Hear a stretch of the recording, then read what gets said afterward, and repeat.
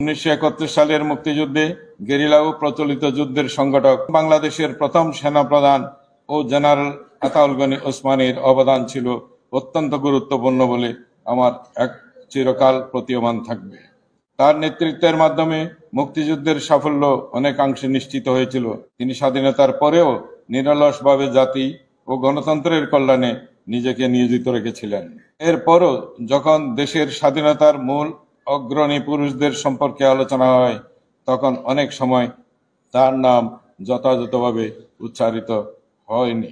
রাজনৈতিক পটভূমি, ইতিহাসের বিকৃতি বা অন্য নেতাদের অতিরঞ্জিত ভূমিকার অতিমাত্রায় আলোচিত হয়েছে, কিন্তু সত্যি সবসময় প্রজ্জ্বল।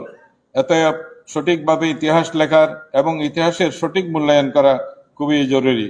জেনারেল ওসমানীকে তার যথাযথ সম্মান প্রদর্শন করা এবং ভবিষ্যৎ প্রজন্মের কাছে তার অবদান তুলে ধরা আমাদের দায়িত্ব।